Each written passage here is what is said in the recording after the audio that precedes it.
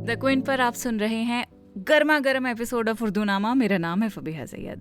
ममता के साए में से हरारत अगर निकालें तो ये लफ्ज आपने मुमकिन है किसी उर्दू न्यूज़ बुलेटिन में ज़रूर सुना होगा। शदीद गर्मी की लहर जारी, दर्जाए हरारत 47 डिग्री के पार। दर्जाए हरारत यानी टेम्परेचर। और आजकल तो लगता है कि हम सब, पूरी दुनिया दर्जाए हरारत के हिसाब से ही ज़िंदगी गुजार रही है। हर साल ऐसा लगता है गर्मी पिछले साल से थोड़ी ज़्यादा है। और क्लाइमेट चेंज के इस दौर में हरारत सिर्फ एक लफ्ज़ नहीं है, रियलिटी बन गई है। टेम्परेचर बढ़ेगा, बारिशें कम होंगी तो तालाब सूखते जाएंगे तो वाटर सप्लाई की धज्जियाँ उड़ जाएंगी। Energy crisis, water crisis, crisis पे क्राइसिस, क्या करें। अब रियल लाइफ में इतनी गर्मी हो गई है ना कि मैंने सोचा अब ठंडक की बात करेंगे। हम एक ऐसी वार्मथ की बात करेंगे जो दरअसल ठंडक पहुंचाती है। और ऐसी वार्मथ आपको सिर्फ शायरी में मिलेगी। वहाँ हरारत सिर्फ हीट, तपिश नहीं रहती है, और भी मतलब उसके जुड़ जाते हैं। वहाँ वो वार्मथ भी बन जाती है, ऐसी वार्मथ जो सीने में ठंडक उतार देती है। The warmth of love, the warmth of memory, the warmth of closeness. Muztar Khairabadi का शेर है, लिखते हैं न कोई दाग न धब्बा न हरारत न तपिश। न कोई दाग न धब्बा न हरारत न तपिश, चांद सूरज से भी ये माह जबी अच्छे हैं। तो सबसे पहले माहजबीन यानी चांद जैसी पेशानी, जबीन यानी माथा, पेशानी, चांद जैसा चेहरा रखने वाली हसीन औरत। अब देखिए, उर्दू शायरी में हुस्न को समझने के लिए चांद और सूरज का जिक्र बहुत कॉमन है, लेकिन मुस्तर खैराबादी यहाँ पे उल्टा काम कर रहे हैं। वो कह रहे हैं कि जो माहजबीन हैं ये चांद और सूरज से भी बेहतर है हमारे लिए। वजह क्या दे रहे हैं? ही इज सेइंग इसमें ना कोई दाग है, ना धब्बा है, ना कोई हरारत है, ना तपिश है। यानी चांद में दाग है, सूरज में शदीद गर्मी होती है, तपिश होती है, वो सारी गर्मियाँ गिनवा रहे हैं। लेकिन महबूब का जो चेहरा है उसमें कोई दाग नहीं है, धब्बा नहीं है, और वो हीट का एहसास भी नहीं है जो सूरज को देख के होता है। So in other words, it is beauty without blemish. और जो ब्रिलियंस है, जो चमक है, it is without anything harsh. तो यहाँ हरारत का मतलब वो गर्मी है जो बेचैन कर देती है, जला देती है, जो सख्त होती है। यहाँ हरारत वार्मथ नहीं है बल्कि स्कॉचिंग हीट है।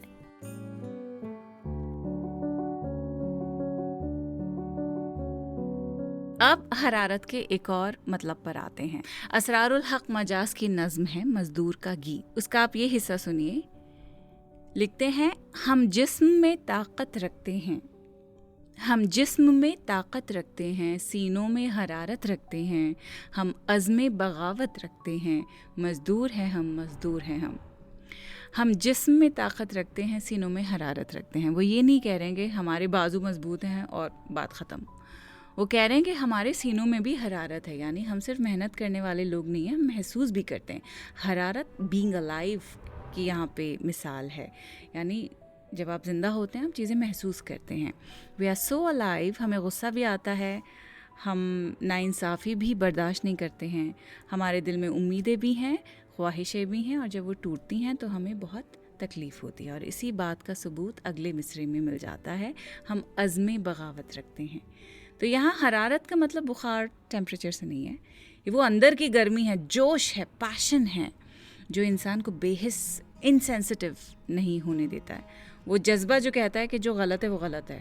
सो इन अ वे मजाज मजदूर को सिर्फ एक वर्कर के तौर पर नहीं देख रहे हैं, वो कह रहे हैं this is a thinking, feeling human being जो नाइंसाफ़ी पर रिस्पॉन्स देता है, बगावत करने के केपेबल है, इसके साथ नाइंसाफ़ी मत करिए।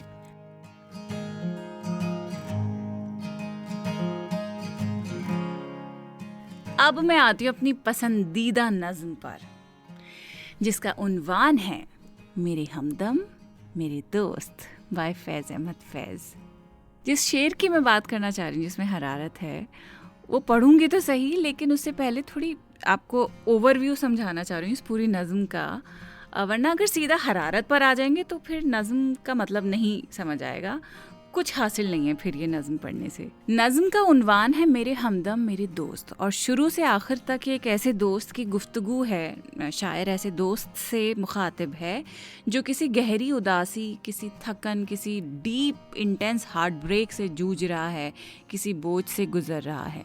फैज़ की जो नज़्म है वो शुरू होती है विद हिम सेइंग,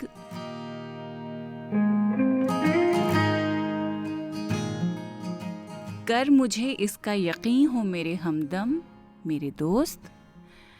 यहाँ जो शायर हैं Faiz Ahmad Faiz, he does not begin with certainty. वो ये कह ही नहीं रहे हैं कि मेरे पास तुम्हारे दुख का इलाज है, मेरी friendship can heal you. He is not saying that at all.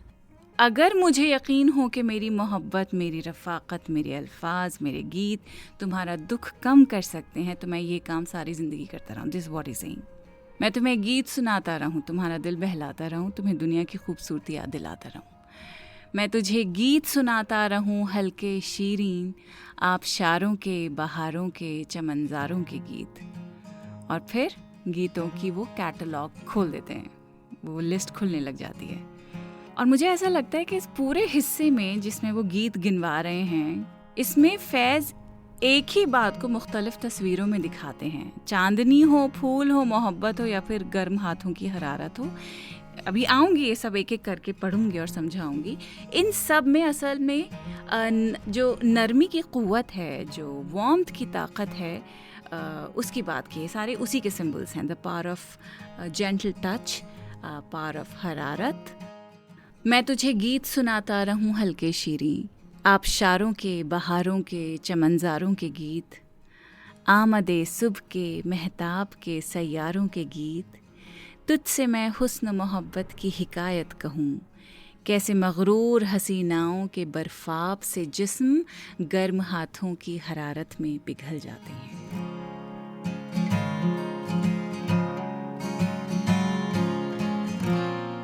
कैसे मगरूर हसीनाओं के बर्फाब से जिस्म गर्म हाथों की हरारत में पिघल जाते हैं। ऐसा लग रहा है फिजिकल इंटीमेसी की बात हो रही है ना? द इमेज इज अबाउट जिस्म, गर्म हाथ, हरारत, पिघलना। These are bodily images. It is not at all about seduction. It is not at all about pleasure. शायर यहाँ ट्रांसफॉर्मेशन की बात कर रहे हैं, कोल्ड से वार्म की तरफ। कैसे मगरूर हसीनाओं के बर्फाब से जिस्म, एक तरफ है बर्फाब जिस्म, बर्फ़ की तरह ठंडे जिस्म, और दूसरी तरफ है गर्म हाथों की हरारत। Not heat, warmth, warmth of affection. तो क्या बता रहे हैं यहाँ पे फैज़? ठंडे से वार्म की तरफ जा रहे हैं। It is a process of healing. ये ट्रांसफॉर्मेशन हीलिंग की दिखा रहे हैं। इसी को फिर फैज़ गीतों के नाम पर इमेज आफ्टर इमेज पेश करते हैं। फिर वो कहते हैं, कैसे एक चेहरे के ठहरे हुए मानूस नुकूश देखते देखते यकलख्त बदल जाते हैं। इससे मुराद है चेहरे के वो नक्श जो हमें अच्छी तरह मालूम है, फेमिलियर फेस, एक ऐसा चेहरा जिसे हम रोज़ देखते हैं। मुझे ऐसा लगता है यहाँ फैज़ एक बहुत गहरी बात कर रहे हैं। मानूस नुकूश यानी वो चेहरा जो आपको इतना मालूम हो गया है, उसमें कोई नई बात आपके लिए नहीं रह गई है, यानी सब स्टैग्नेंट है, और फिर भी देखते देखते यकलख्त बदल जाते हैं। यानी मोहब्बत और अपनायत की हरारत में वही पुराना चेहरा दोबारा नया हो जाता है। जहाँ आपको लगता है कि इसमें कुछ नया बाकी है ही नहीं, फिर कुछ ऐसा होता है कि जब सारे नक़ूश यकलख्त बदल जाते हैं। यहाँ पे रिन्यूअल है, there is a kind of renewal, जो एक रीडिस्कवरी है, उसकी बात हो रही है। इसी नज़्म को आप ले लीजिए ना, कितनी बार पढ़ा है मैंने पॉडकास्ट पर, हर बार एक नई परत, एक नई लेयर खुलती है। कैसे एक चेहरे के ठहरे हुए मानूस नक़ूश देखते देखते यकलख्त बदल जाते हैं। आगे लिखते हैं, किस तरह आरिज़े महबूब का शफ़ाफ़ बिलौर यक बयक बादाए अहमर से दहक जाता है। यहाँ आरिज़ यानी चीक्स, गाल, और शफ़ाफ़ बिलौर यानी क्रिस्टल की तरह साफ और चमकदार। फैज़ कहते हैं कि महबूब के गाल अचानक सुर्ख हो उठते हैं, ब्लश करने लगते हैं। लेकिन फैज़ यहाँ पे ब्लश वर्ड उन्हें कहना मंजूर नहीं था, इसीलिए वो कहते हैं कि क्रिस्टल जैसा चेहरा अचानक लाल शराब की रंगत से दहक उठता है, दमक उठता है। यक बयक बादाए अहमर से दहक जाता है। देखिए यहाँ भी वही बात है, कुछ बदल रहा है, समथिंग इज ट्रांसफॉर्मिंग। हरारत रंग पैदा कर रही है, एक ठंडक भरा क्रिस्टल है, उसमें रंग आ गए भाई, उसमें जान आ गई है। फिर आगे वो लिखते हैं, कैसे गुलचीन के लिए झुकती है खुद शाखे गुलाब, किस तरह रात का ऐवान महक जाता है। गुलची यानी फूल तोड़ने वाला। अब जाहिर है कि गुलाब की शाख वाकई किसी के लिए झुकती तो है नहीं, लेकिन फूल खुद आगे बढ़कर अपने आप को पेश कर रहा है। कैसे गुलचीन के लिए झुकती है खुद शाखे गुलाब। और फिर वो कहते हैं रात का ऐवान महक उठता है। ऐवान यानी एक बहुत बड़ा सा मकान, एक बड़ा सा महल।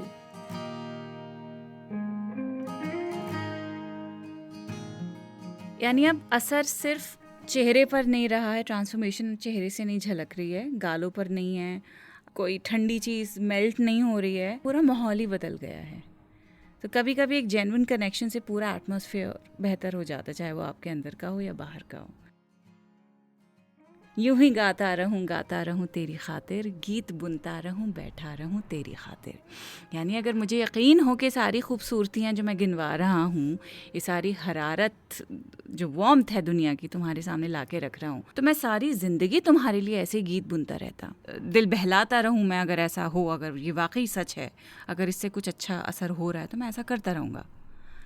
लेकिन फिर जो नज़्म है एक बहुत ही ज़्यादा अनएक्सपेक्टेड और बहुत ही इंटरेस्टिंग मोड़ ले लेती है। शायर कहते हैं, पर मेरे गीत तेरे दुख का मुदावा ही नहीं, नगमा जर्राह नहीं मुनिसो गमख्वार सही, गीत नश्तर तो नहीं मरहमे आज़ार सही, तेरे आज़ार का चारा नहीं नश्तर के सिवा, और ये सफ़ाक मसीहा मेरे कब्ज़े में नहीं, इस जहाँ के किसी जी रूह के कब्ज़े में नहीं, हाँ मगर तेरे सिवा तेरे सिवा तेरे सिवा।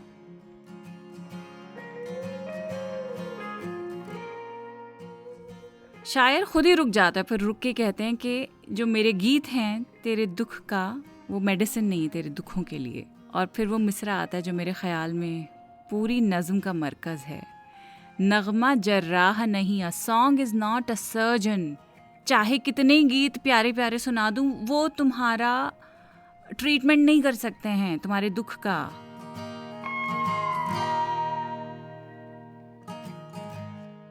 फैज़ अहमद फैज़ रिजेक्ट नहीं कर रहे हैं पोइट्री को। गीत यानी खूबसूरत चीज़ों को गिनवाना, इस गीत जिसकी वो बार बार बात कर रहे हैं, वो मोहब्बत को, अपनी अफेक्शन को, अपनी अटेंशन को हरगिज़ भी कमतर नहीं बता रहे, बल्कि वो विलिंगनेस दिखा रहे हैं।